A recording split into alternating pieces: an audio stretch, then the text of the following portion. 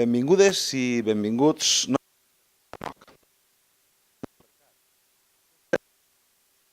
amb el director d'aquesta institució tan reconeguda, Jordi Bover i Salvador.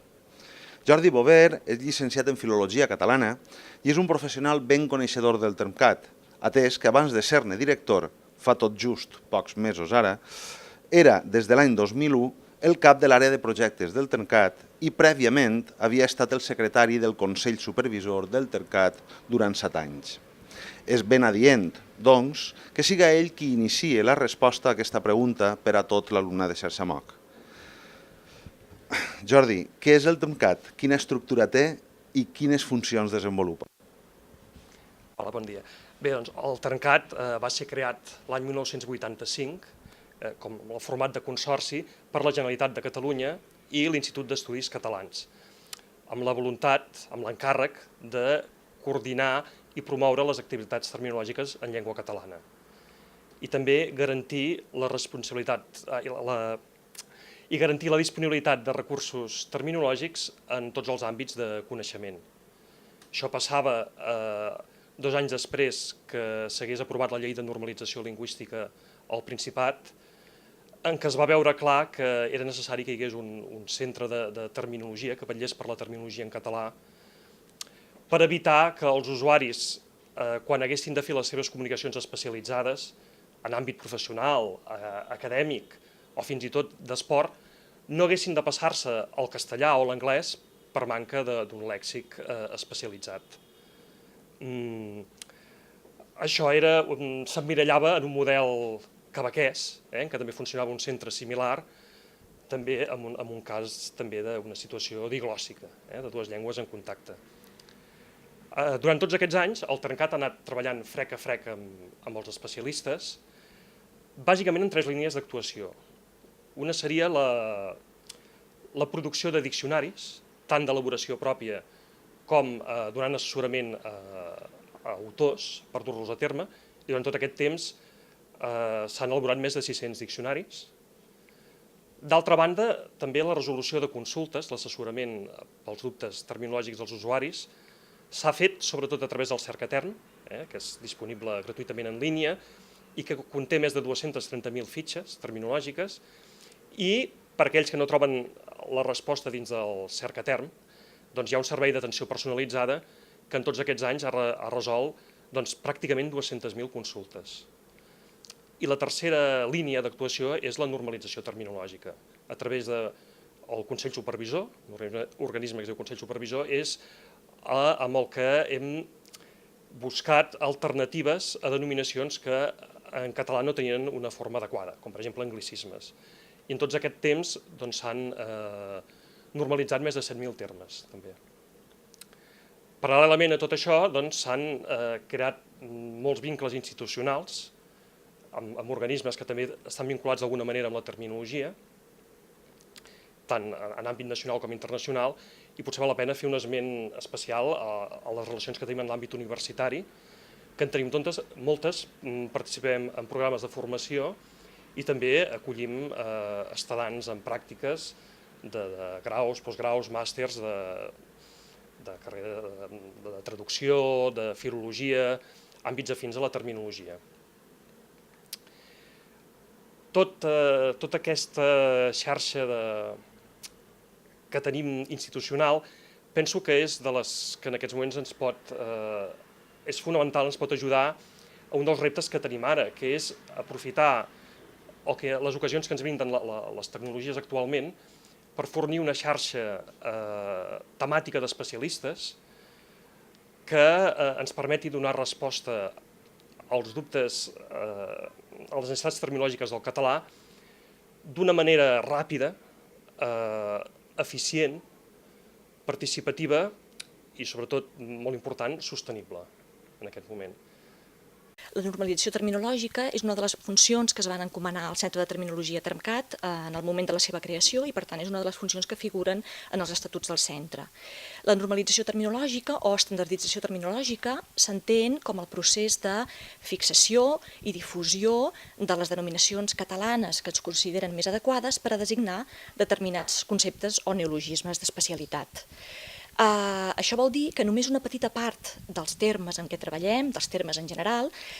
necessiten passar per aquest procés de normalització. I són només aquells termes que presenten algun tipus de complexitat o de dificultat de tipus lingüístic o menys habitualment de tipus conceptual. En què es tradueix això? Doncs bàsicament es tradueix en conceptes que es designen amb un manlleu d'una altra llengua o amb un calc, amb una traducció literal que es consideri inadequada. Aquests són els més habituals, però també conceptes que es designen en formes lingüístiques que es consideren d'entrada inadequades en català, conceptes que no tenen una forma fixada, sinó que es denominen de formes molt diverses i que per tant cal fixar una denominació única o un parell, conceptes que es designen amb una marca comercial, etc. Aquest tipus de casos són els que es considera que requereixen un procés de normalització. Llavors, qui té, diguéssim, la potestat per fixar les noves denominacions oficialment? Doncs bé, l'òrgan que s'encarrega oficialment de la fixació d'aquests nous conceptes o d'aquests conceptes que presenten aquesta complexitat és el Consell Supervisor. El Consell Supervisor és un òrgan que està constituït per membres de l'Institut d'Estudis Catalans, per tant, fonamentalment de perfil lingüístic, per membres del Termcat, per tant, fonamentalment de perfil terminològic, terminòlegs, i també per una representació d'experts dels grans àmbits del coneixement, que podríem resumir en l'àmbit científic, l'àmbit tecnològic i l'àmbit sociohumanístic. Actualment el componen 9 membres, d'entre els quals, pel que fa al perfil lingüístic i vinculats a l'Institut d'Estudis Catalans, també hi ha 2 assessors geolingüístics que bàsicament vetllen perquè les propostes que es fixen, les denominacions que s'estableixen, no entrin en contradicció en cap dels grans dialectes de la llengua. Llavors, el que és molt important de fer saber també és que, malgrat que és el Consell Supervisor qui té la potestat màxima de les noves formes que es fixen,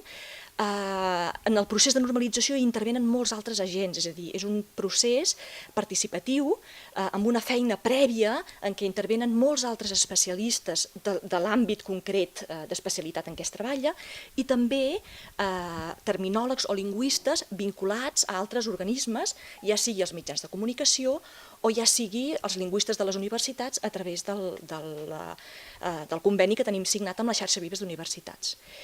I finalment, potser també és important dir, pel que fa a la normalització, que no només és fixar unes determinades formes, sinó que també forma part de la normalització la difusió d'aquestes formes que es fixen. Fer arribar allò que s'estableix a la societat i als experts que han de fer servir aquelles denominacions. I això es fa a través del nostre web, en publicacions especialitzades, en diccionaris, a través dels mateixos experts que intervenen en les decisions de normalització, etc.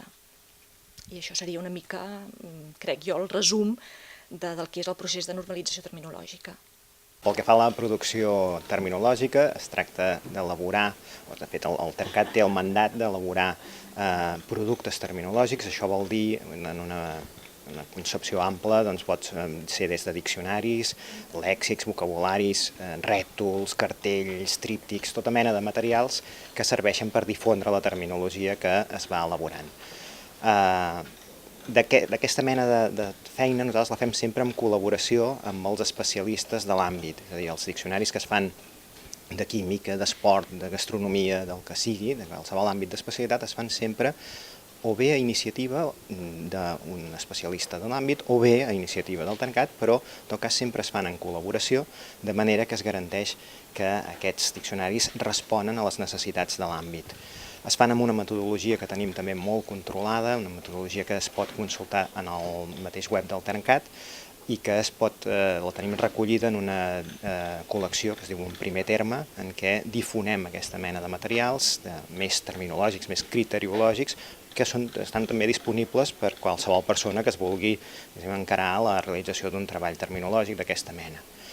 Finalment, potser valdria la pena dir que en un primer moment els materials del Termcat es difonien sobretot en paper, sobretot amb llibres o bé amb materials editats com un pòster o un cartell, I, en canvi, últimament, esclar, la gran via de difusió de les propostes terminològiques és l'edició en línia. Tenim la col·lecció de diccionaris en línia, que plega més de 60 repertoris terminològics de tots els àmbits d'especialitat. Després hi ha també el que en diem la terminologia oberta, que és tota una col·lecció de repertoris que es poden descarregar i es poden utilitzar lliurement, i tota la producció terminològica del Trencat acaba també sent disponible, està disponible a través del Cercaterm, que esdevé una gran eina de cerca de tots els materials terminològics que anem difonent. El Servei de Consultes, des de l'inici de la fundació del centre, ha tingut sempre com a objectiu atendre i resoldre totes les consultes terminològiques que els usuaris adrecen directament al centre. Aquests usuaris són el que nosaltres anomenem usuaris especialitzats. Què vol dir això? Vol dir que són professionals de la llengua, bàsicament, assessors, correctors, traductors, professionals dels mitjans de comunicació, redactors, periodistes, especialistes, sobretot de qualsevol àmbit d'especialitat, professors d'universitat, de secundària, tècnics que treballen en institucions, empreses i organismes, tot aquest perfil d'usuari que en el curs de la seva feina, del seu exercici professional, té unes necessitats terminològiques, necessita utilitzar una terminologia catalana adequada a cada àmbit d'especialitat. Com es vehicula això? Això es vehicula a través del Cercaterm. El Cercaterm és el servei de consultes en línia del centre i consta d'una banda d'un cercador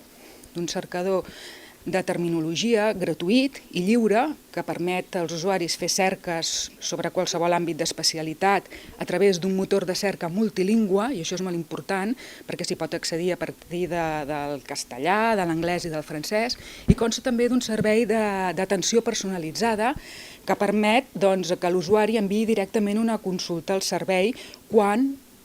en les seves cerques no troba resposta o té algun dubte que no li queda clar del tot. A banda d'aquest servei que nosaltres diem que són consultes puntuals de terminologia, el Termcat, en el marc més ampli dels serveis d'assessorament, fa altres tipus d'assessorament, que són l'assessorament a productes d'especialitat, com poden ser traducció de normes, catàlegs, tesauros, etc. Assessorament documental, i això és molt important perquè disposem d'una biblioteca física, amb llibres que es pot consultar, i també d'informació bibliogràfica a través del servei de documentació. Assessorament, per exemple, també a la localització de programari, i assessorament també metodològic, als equips de treball que elaboren els seus propis productes i que necessiten la metodologia, la manera de treballar del Termcat. Actualment es pot entendre que la difusió de tot el cabal terminològic del centre a través del web, i en especial del Cercaterm, però també avui en dia a través de les xarxes socials, considerem que és fonamental per tenir una interacció i una col·laboració amb l'usuari. És a dir, una mica el nostre objectiu en aquests moments és que l'usuari no sigui un simple receptor passiu de la terminologia, el Termcat dicta, sinó que volem que l'usuari participi, col·labori, proposi i sobretot difongui aquesta terminologia. Això és fonamental perquè els usuaris reals de la terminologia són els que la fan servir en el seu dia a dia. En aquest marc de diversificació fa més necessari que mai un organisme com el nostre que sigui un marc de referència, un organisme de referència que integri tota aquesta producció terminològica més o menys diversa, la consensuï i la difongui adequadament entre el públic receptor.